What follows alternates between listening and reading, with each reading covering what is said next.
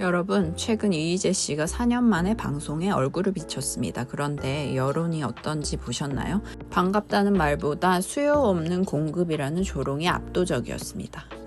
사실 냉정하게 말해서 이휘재 씨가 음주운전을 했나요? 마약을 했나요? 아닙니다. 그런데 왜 대중은 마약 사범보다 이휘재를 더 싫어할까요?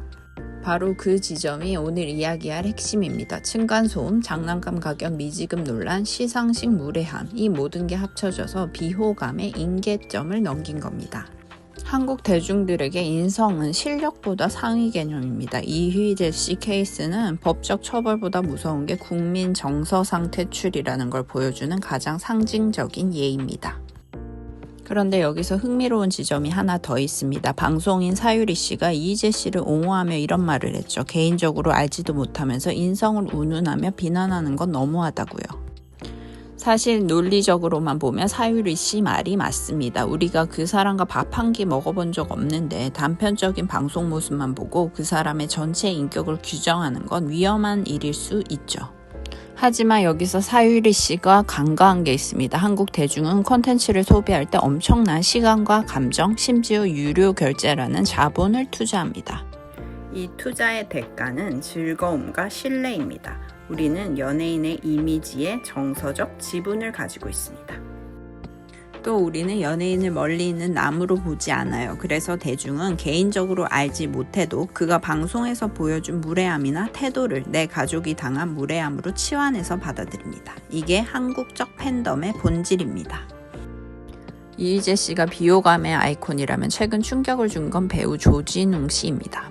본명 조원준이 아닌 아버지 성함 조진웅을 예명으로 쓰고 있었고 작년 말 터진 소년원 전과 의혹이 터지며 은퇴했습니다. 본인이 일부 인정했습니다. 미성년자 시절 강도 및 차량 절도, 성인 이후의 폭행과 음주운전 전력까지. 다만 성폭행 의혹은 부인하고 있습니다. 여기서 소름 돋는 건 그가 아버지 이름에 먹칠하지 않기 위해 바르게 살겠다며 활동했다는 점입니다. 대중은 이걸 인지적 동화를 이용한 기만으로 느낍니다. 한국 시청자는 캐릭터와 배우를 동일시합니다. 시그널의 정의로운 형사가 알고 보니 강도 전과자였다? 이건 단순한 실망이 아니라 배신으로 느낀다는 겁니다. 특히 조진웅 씨처럼 특정 활동을 마케팅 포인트로 삼았던 경우 대중은 절대 복귀 불가라는 극단적 처방을 내리게 됩니다. 미국은 마약해도 아이언맨 잘만 나오는데 한국은 너무 빡빡한 거 아니야? 이런 말들 하잖아요. 하지만 그건 문화적 문법이 다르기 때문입니다. K-컨텐츠의 핵심 동력은 감정과 관계입니다. 시청자들의 태도 역시 인지적 동화 현상이라고 해서 캐릭터에게 깊은 감정이입을 한다는 특징이 있죠.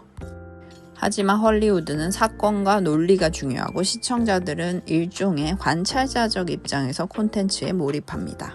일종의 타인의 이야기로 받아들이는 거죠. 그래서 배우에 대한 직업주의적 거리감이 확실해요. 배우는 연기하는 기술자고 사생활은 개인의 영역이라는 인식이 강하죠. 반면 한국은 어떤가요? 연예인은 공인이다. 이러한 인식이 지배적이죠. 우리는 우리라는 공동체 의식이 강해서 TV 속 인물들을 내 가족, 친구처럼 가깝게 받아들입니다. 준사회적 상호작용을 하는 셈이죠. 그래서 배우에 대한 인식도 공인으로서의 도덕적 귀감이 되어야 한다고 느끼며 그들의 범죄를 내 이웃의 범죄처럼 아파하고 분노하는 겁니다. 서구권이 설계된 서사를 즐긴다면 우리는 인간의 서사를 소비합니다. 사회적 잣대가 엄격할 수밖에 없죠.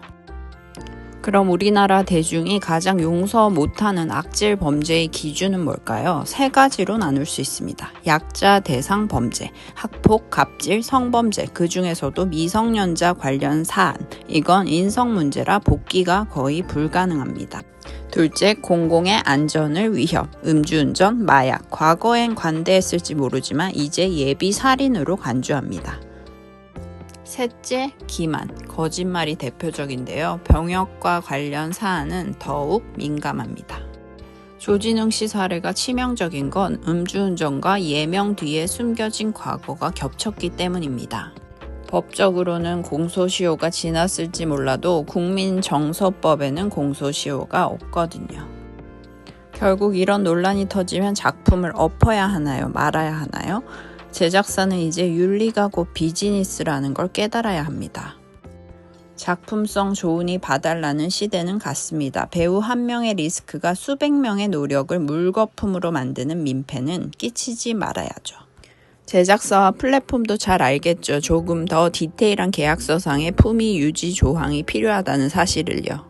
작품의 생존을 결정하는 금융적 안전장치입니다.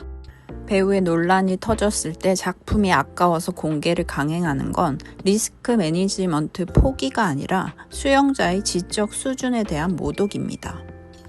한국 대중문화에서 인성은 추상적인 개념이 아니라 콘텐츠의 수익성과도 직결됩니다. 여기서 우리가 반드시 경계해야 할 지점이 있습니다. 바로 내 편은 되고 내 편은 안 된다는 식의 이중잣대입니다. 최근 조진웅 씨의 과거 논란을 두고 특정 진영에서는 우리 편 배우니까 이 정도면 됐다, 혹은 예술적 성취로 덮어주자는 식의 궤변을 늘어놓기도 합니다. 생각해 보십시오. 만약 조진웅 씨의 음주운전과 전과가 우리 편이라서 용서가 된다면 이휘재 씨는 무슨 죽을 죄를 지었나요? 이휘재 씨가 사회적 공분을 산 건 비호감이라는 정서적 영역이지 타인의 생명을 위협하는 범죄의 영역은 아니었습니다. 이휘재 씨가 잘했다는 게 아니라 범죄를 저지른 내 편은 괜찮고 인성이 마음에 안 드는 사람은 영구 퇴출시킨다? 이건 정의가 아니라 선택적 분노입니다. 어쩌면 대중은 이 모두를 용서하지 못하는데 특정 이익 집단의 생각을 가스라이팅하고 있는 걸지도 모릅니다. 음주운전, 폭행, 사기 등 실제적 범죄는 우리의 공동체 안전을 위협하는 사회적 악입니다. 이런 악질 범죄를 저지른 이들이 정치적 배경이나 팬덤의 화력 뒤에 숨어 슬그머니 복귀하는 것. 그것이야말로 우리가 가장 먼저 막아야 할 최우선 과제입니다. 범죄에 대해서는 타협 없는 무관용 원칙이 적용되어야 합니다. 반면 이휘재 씨 사례처럼 범죄는 아니지만 대중의 눈밖에 난 인성 논란이나 비호감의 영역은 조금 다르게 접근해야 한다고 생각합니다. 그들에게 스스로를 증명하고 대중의 마음을 돌릴 수 있는 정서적 출구는 마련해줘야 하지 않을까요? 무조건적인 사회적 매장이 아니라 변화된 태도를 통해 대중의 재투자를 받을 수 있는 기회는 열어두어야 한다는 뜻입니다. 여러분은 어떻게 생각하시나요?